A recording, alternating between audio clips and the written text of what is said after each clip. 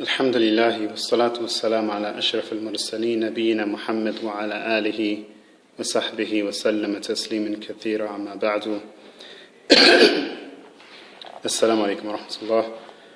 Firstly, we will thank everybody for listening in to the class and attending the class Ulumat al-I'tiqad, the Sufficiency of Islamic Creed, by the Imam Ibn Al-Qadamah Al-Maqdisi.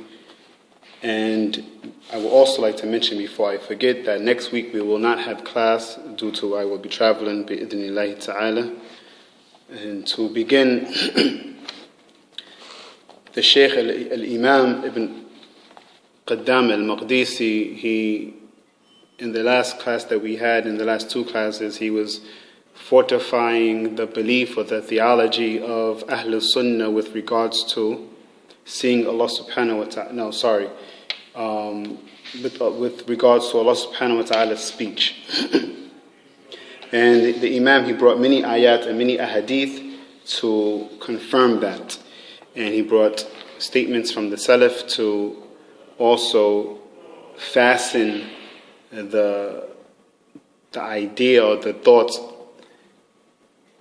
about any other type of understanding with regards to these ayats. So he brought, to fortify the position of Ahlul Sunnah, he brought it that the understanding of the kalam of Allah subhanahu wa ta'ala is the understanding that we understand in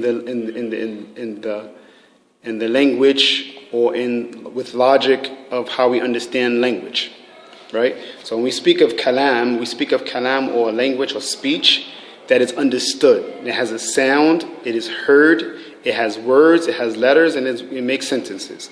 It is understood and it is comprehended. So that's what the Imam, that's what we took in the last two classes. And even though there were some more that we could cover, it was basically reiterating what the Imam had already mentioned. Today, bi-idhnillahi ta'ala, we're going to focus on the seeing of Allah subhanahu wa ta'ala in the 12th class.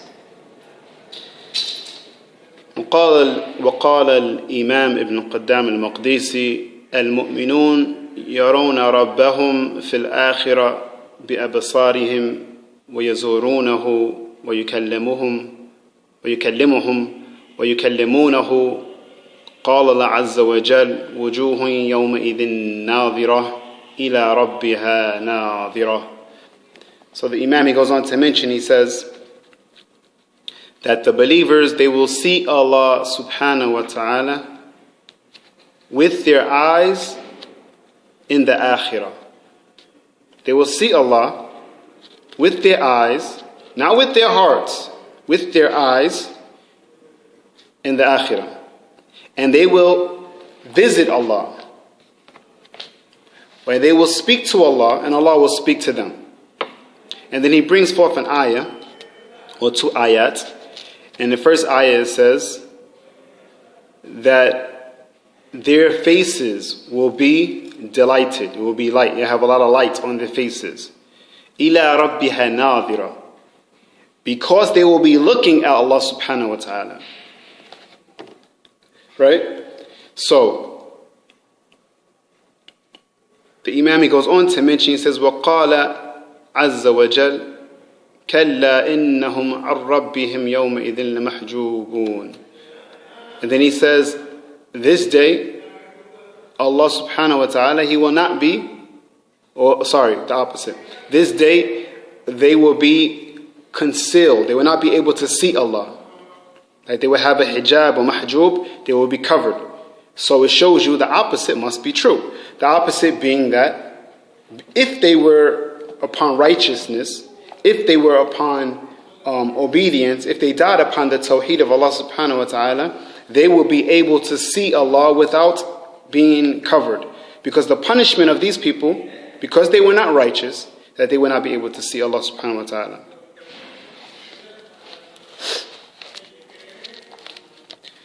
So the Shaykh, he goes on to mention about this point, and this is Shaykh Salih al-Shaykh, rahimahullah ta'ala, Allah yahfaduhu. He's not dead, but we can also say rahimahullah for those who are not deceased. And he goes on to mention, says, من عقائد أهل السنة والجماعة التي تميزوا بها. And he says that verily from the belief of Ahl Sunnah wal Jama'ah, it's the people who adhere to the Sunnah and the Kitab and the Sunnah upon the understanding of the companions and the first 3 generations of them and the rightly guided scholars that came after them. From their belief is that, and from their belief, that which distinguishes them is that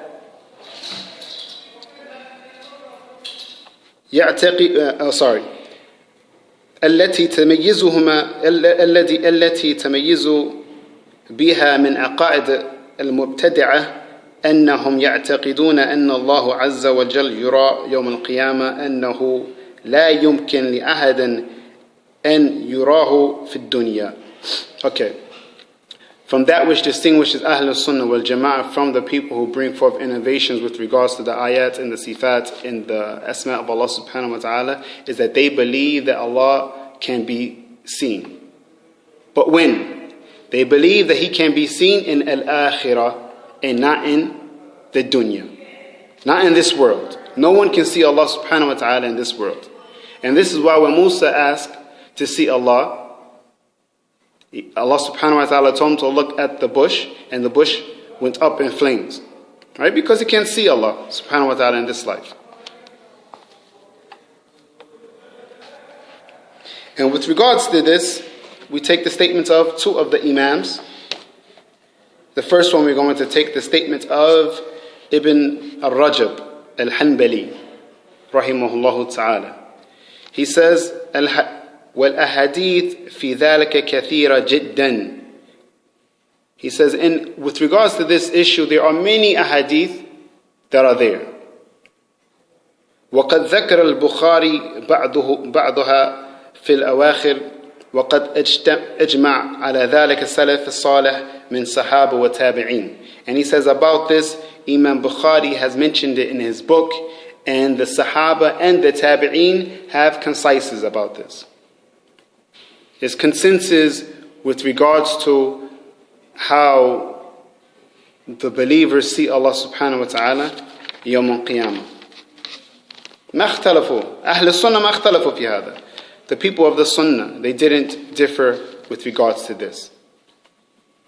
And what I mean by the people of the Sunnah, not the people of the Sunnah today, or the people who claim to be on the Sunnah today, but we're talking about the people of the Sunnah who lived during the time of the Prophet sallallahu alaihi wasallam and those who came after them. وقال ابن كثير رحمه الله تعالى. Ibn Kathir is the second scholar we're going to take with regards to this matter. We're going to take his statement. And Ibn Kathir, he says, قد ثبتت رؤية المؤمنين لله عز وجل في الدار الآخرة في الأحاديث الصحة من طرق المتواترة عند أئمة الأحاديث لا يمكن دفعها ولا منعها. So Ibn Kathir, he goes on to mention, and this is the great Hanbali scholar and mufassir of the Quran. He goes on to mention, he says that it is established, the seeing of Allah by the believers is established in many of the authentic ahadith and min turq al-mutawatir or mutawatira. And we mentioned, so what is mutawatira? Mutawatira is a hadith that is narrated by so many of the companions that it's impossible to be rejected. And for this reason, the ulama of hadith, they say if a hadith is mutawatir, you accept it without doing any research. You don't have to analyze who are the people in the chain. Why? Because you have over 10, over 20 of the Sahaba narrating the same hadith, just how it was heard by one or an individual. So with regards to hadith mutawatir, they differ from hadith mutawatir and hadith that is ahad. Hadith al-ahad, we accept it if it is authentic, and hadith ahad is the opposite. Meaning what? Meaning that it is narrated by maybe one sahabi.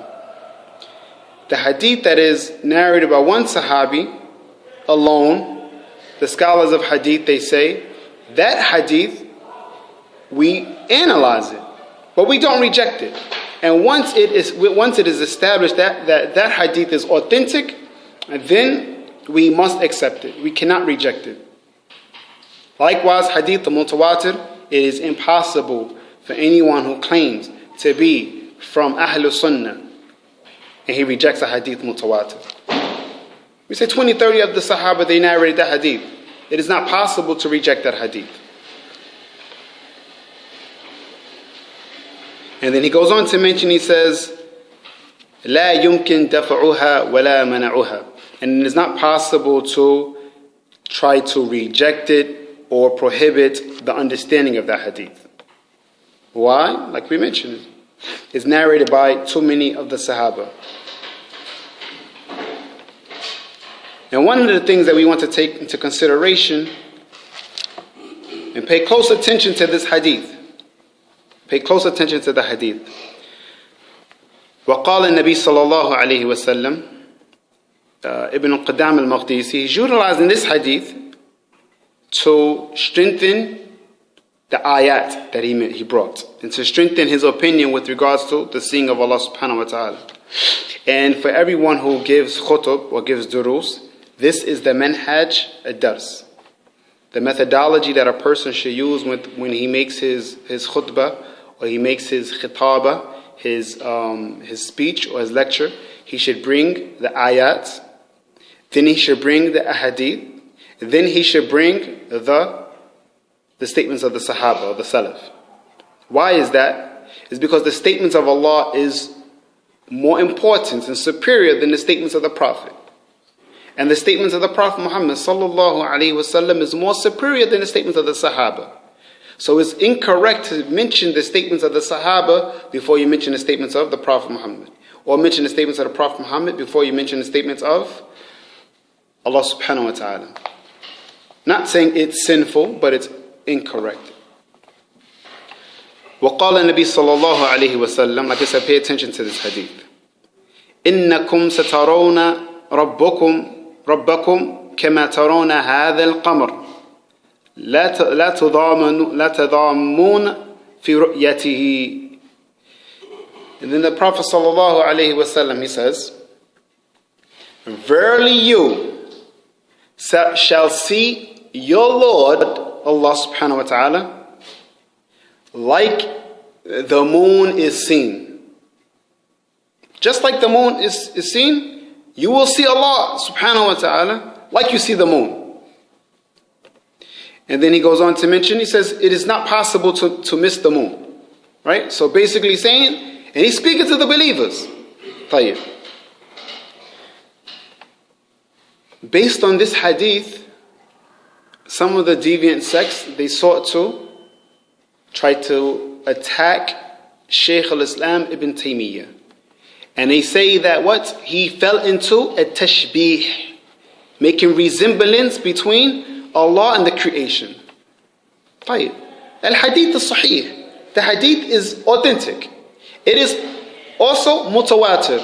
It is also narrated by many of the Sahaba. How is it possible we're going to attack Shaykh al-Islam ibn Taymiyyah and not attack the Prophet sallallahu alaihi wasallam for saying it?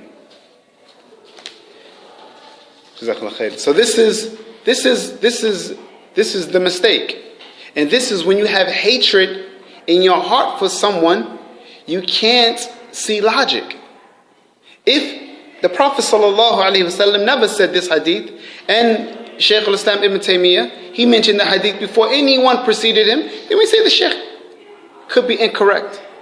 But we have what? We have the Prophet ﷺ saying that you will see Allah, your Lord, just like you see the qamar. طيب. The Shaykh Salih al-Shaykh, he goes on to mention, he says, the Shaykh Ibn Qadamah al-Maqdisi, he goes on to mention, and to note, that hadith is muttafaqun alayh. It's in Bukhari and it's in Muslim, right? Ibn Qadamah al-Maqdisi rahimahullah ta'ala, he goes on to mention, he said, وَهَذَا تَشْبِيحٌ لِلرُّؤْيَا بِالرُّؤْيَا لَا بِالْمَرْءِ بِالْمَرْءِ. He said this tashbih is a form of insight, talking about the expression, not the actual being able to see Allah. He's saying the insight of this hadith is talking to logic. It's talking to logic, not talking to something that was visual today. None of them saw Allah subhanahu wa ta'ala. He's saying he's talking to basically the hearts, because the hearts will understand this. The hearts will understand that we will see Allah subhanahu wa ta'ala Yawm al-Qiyamah. The intellect understands we will see Allah subhanahu wa ta'ala Yawm al-Qiyamah, right? But the eyes we haven't seen Allah subhanahu wa ta'ala. So he's not talking to us being able to see Allah now or have been able to see Allah. He's talking to a situation that will happen in the future that we may not be able to comprehend because we haven't seen Allah today in our lives, or they wasn't able to see Allah, but they will be able to see Allah Yawm al-Qiyamah. And this is how the Iman increases. To know that you're going to be held responsible for everything that you do, for everything that you say. And who is the one holding us responsible? Allah subhanahu wa ta'ala. And who is the one that's going to question us? Allah subhanahu wa ta'ala. So it's not, a person doesn't want to meet Allah subhanahu wa ta'ala. He has a world full of sins. And he has to be questioned about each and every sin that he has done. But he wants to meet Allah when he has no type of sins. Right? So that when he answers these questions, he answers these questions with conviction and security that not just that Allah is Ghafur Rahim, that Allah can forgive him, but Allah is pleased with him, so that he feels comfortable when he meets Allah. And like the Prophet ﷺ said, whoever loves to meet Allah, Allah will love to meet him. And whoever hates to meet Allah, or whoever is afraid of meeting Allah, Allah will hate to meet that individual.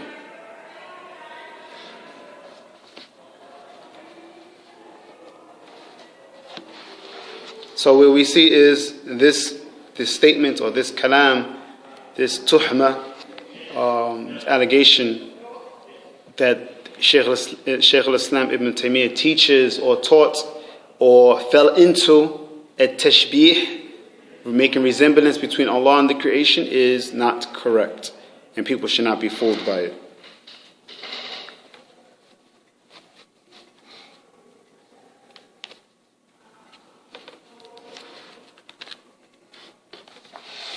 طيب. Well, Shaykh Salih al-Shaykh, he goes on to mention with regards to this.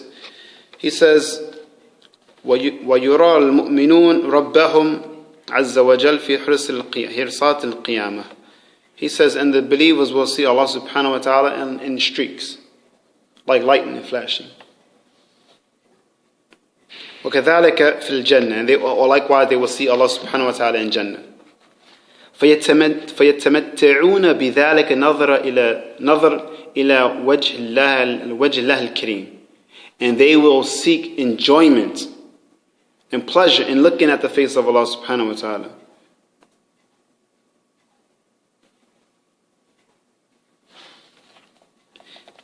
فلم يعطوا نعيما أعظم من رؤية ربهم, and he says that they will not be giving any type of delight more delightful than seeing Allah subhanahu wa ta'ala. فَهُوَ أَعْظَمَ النَّعِيمِ, and it is the biggest of rewards that a person can, or a believer can come across. وَأَجَزَ النَّعِيمِ, and it is the most plentiful of blessings. وَلِهَذَا سَمَّاهُ اللَّهُ عَزَّ وَجَلَّ زِيَادَةً فِي قَوْلِهِ, and then this is why Allah subhanahu wa ta'ala says, in his statement, it is more. And he's going to mention the statement now of Allah Azza wa Jal, لِلَّذِينَ أَحْسَنُوا الْحُسْنَى وَزِيَادَةً. And he said, for those who believe, or for those who do good, is husna. For those who do good, is good. وَزِيَادَةً. And more. What is ziyada here? This is the looking at the face of Allah subhanahu wa ta'ala. وَقَدْ ثَبَتَ عَنِ النَّبِي صلى الله عليه وسلم. And the Prophet صلى الله عليه وسلم said in a hadith that is recorded by Muslim, الزيادة هي نظر إلى وجه الله تعالى. And he says, الزيادة, like it's mentioned in the ayah, it is the looking or the being able to see Allah the face of Allah subhanahu wa ta'ala. So when a person, he says, in my heart it's difficult to believe that Allah subhanahu wa ta'ala has these characteristics. We say we put our emotions and our intellect and our philosophies aside and we stick to the text. If the text say, سَمِعْنَا وَأَطَعْنَا, we hear and obey. If we can't find it in the text, then we reject it based upon what? Based upon there's no evidence to prove it is correct. And likewise, on that note, even with regards to the Bible, we testify that the Bible was sent down by Allah subhanahu wa ta'ala. The Injil, right? The Testament. Maybe the Bible is a bad word, right? The Injil has been sent down to the Prophet Isa alayhi salam. And the Torah was sent down to the Prophet Musa alayhi salam. We testify that those were sent to those prophets. So it is not permissible to reject anything from the Bible, Old Testament, New Testament, to reject anything from them unless we have evidence that it rejects something from the Quran. But it is not permissible to confirm anything that is mentioned in those books unless it has been confirmed by the Quran or the Sunnah. And this makes our aqeedah, this makes our belief in Allah subhanahu wa ta'ala something easy, something very easy, right? It's not extremely difficult. It's not something that you have to be a rocket scientist to understand how to believe in Allah, have belief in Allah. No, it's something easy. But it's something from amongst the many things that Allah subhanahu wa ta'ala has left us from the guidelines of making us better believers. Tayyib. We're going to go into some of the questions that came in the last class, or in the previous classes. One of the questions that were mentioned, it says, it was mentioned in the previous class, or one of the previous classes, that the hadith, من قرأ القرآن فأعربه فله بكل حرف منه عشرة حسنات. It says, whoever reads the Quran, right, then he has for him, when he reads each letter, he has for him 10 rewards. Remember this? That was like the last class or the class before, right? Last class? Okay. So the question is, I'm an American Muslim.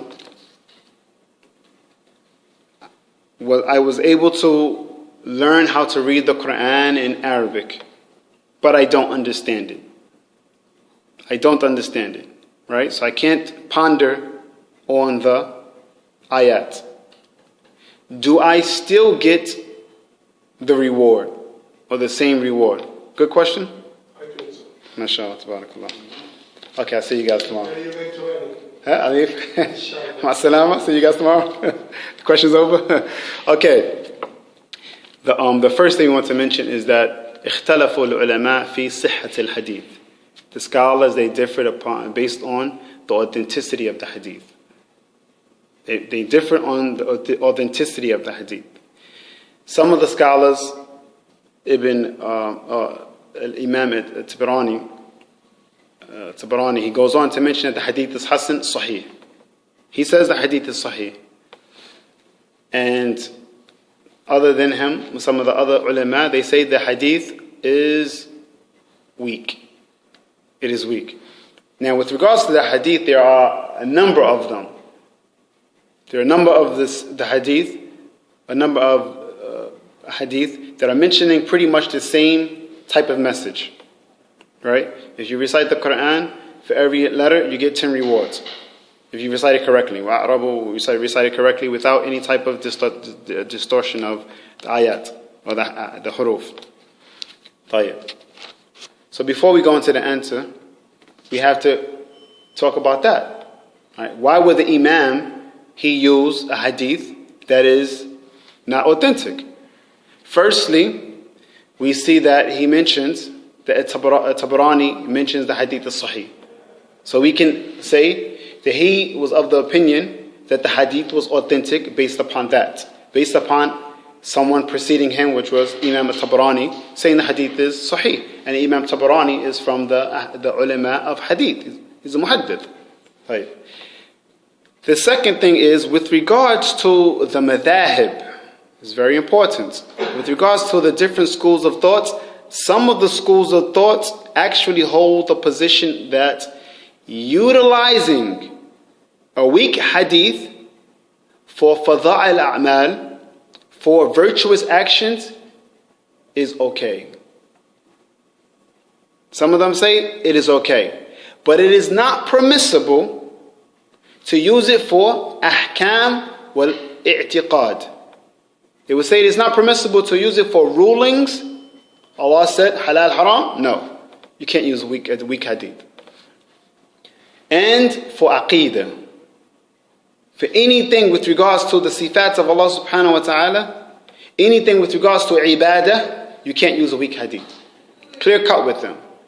And the funny thing is that most of the people who try to attack the da'wah of Ahl Sunnah and calling back to the way of the first 3 generations of Islam, they're very lenient in using weak hadith. Very lenient in everything. Issues of fiqh, weak hadith. Issues of aqeedah, weak hadith. Issues of ahkam and fara'id and halal haram, they use weak hadith. But Ahl Sunnah, no. All of them ittafaqu, all of them gathered together and with the understanding that it is not permissible to use any weak hadith for aqeedah, for belief, theology, and for halal haram, rulings, legislation. It's not permissible. So a person at this point he can do what? He can say, okay, I feel comfortable going with the scholars who say the hadith is weak, but it has virtue. And then another group says, no, I don't want to follow those scholars. I'd rather follow the scholars that say you cannot follow any hadith that is not authentic. Right? And that's also safe. Tayyib. Either way, لِكُلُّ مُجْتَهِدْ نَصِيبُ. For everyone who strives hard is his reward. For everyone who strives hard is his reward. Whether it's 10, 20, 30, 40, 50 rewards for each letter, we only know because that's with Allah subhanahu wa ta'ala. We know he will receive a reward. And we know that the person who tries the hardest will get more reward. The harder he tries, the more rewards he gets. So if a person is not able to understand and ponder on the ayat, it is not my place to say he will get the reward, a full reward, but he will get something because, like we said, لِكُلُّ مُجْتَهِدْ نَصِيبُ. For everyone who strives hard, he will get a reward. So pertaining to, is it 10 or more or less? Allahu A'lam.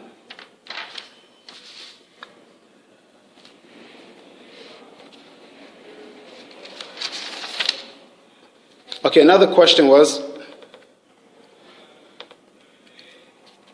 سمعت أحدا أن يقول إن أفضل الناس ليرون وجه ربهم مرتين في اليوم. Another question was that someone said they heard that a person in Al-Jannah, he will see the face of Allah subhanahu wa ta'ala 2 times every day. Not 3 times, not 1 time, 2 times every day. That's his reward. The scholars, they say that there's no authentic hadith that put a number to how long or how many times a person will see Allah subhanahu wa ta'ala. It is sufficient that he will be able to see Allah, right? That is sufficient. And like we mentioned before, the beauty of Jannah, which most people don't understand, is that when we go outside and you try to look as far as you can look, you try to look as far as you can look, you will never be able to reach the other side of the earth, right? Where the Prophet ﷺ said, the last person who will get to Jannah will have a plot in Jannah the size of 10 earths. 10 earths. So could you imagine that you're in Jannah and you're the last person? This means that you had to go to Jahannam. You had to get purified. You were taken out of Jahannam. You were entered into paradise. And you will see your personal reward, your personal plot in Jannah will be the size of 10 earths. Allahu Akbar. In Jannah, in paradise. You will have a plot in Jannah. Hopefully you have 50 earths, right? The size of 10 earths. Exactly. And one of the benefits my Shaykh he had brought, Shaykh Abdul Rahman Ajlan, he said that there's no sadness in Jannah. There's no grief. There's no envy. So for this reason, it's only pleasure, right? So for this reason, the person in Jannah, he can only visit the people that are above him. That will only increase him in being thankful. Opposite. He will only be able to visit the people below him. So he can be thankful for what he's received. Not those who are above him. Like in the dunya, you see someone who lives in a mansion, he says, right? I wish I have that. It's kind of even difficult to get the, mashallah, la hawla quwwata illa billah, but in Jannah, subhanAllah, you can visit the people who are below you, and you have 50 earths, a plot the size of 50 earths, and when you visit them, they have only 1 or 2, it will increase you in blessings.